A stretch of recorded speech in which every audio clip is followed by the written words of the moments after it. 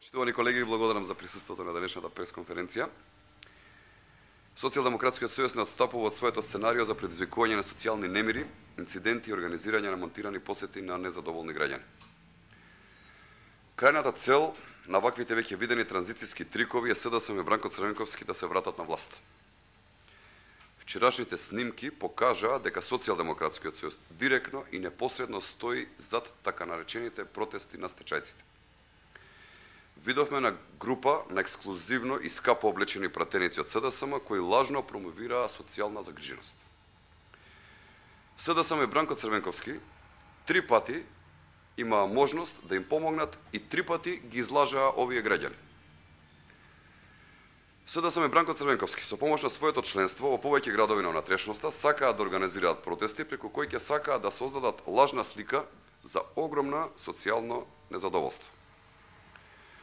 СДСМ грижливо избира земјоделци, сточари и подобни стечени работници кои остваруваат фингирани средби со Бранко Црвенковски. Бранко Црвенковски, скапо облечен и не познавајќи ја маката на обичните граѓани, има за задача да се прикаже како човек од народот. Ова негово сценарио предвидува предизвикување на инциденти, слични како оној во аеродром, за да веднаш потоа СДСМ и Бранко Црвенковски се представат како жртви на овие настани.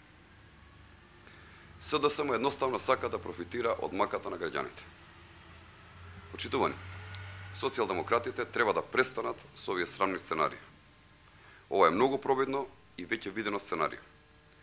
Им порачуваме дека не треба веќе да се користат со вакви веќе видени работи, планови и сценарија. Колку и да се труди, граѓаните го препознаваат транзицијскиот политичар Бранко Црвенковски. СДСМ и Бранко Црвенковски се непоправливи. ВМРО ДПМН нема да дозволи македонските граѓани повторно да бидат излажани од транзиционите политичари како Бранко Црвенковски. Дали имате прашања за ова?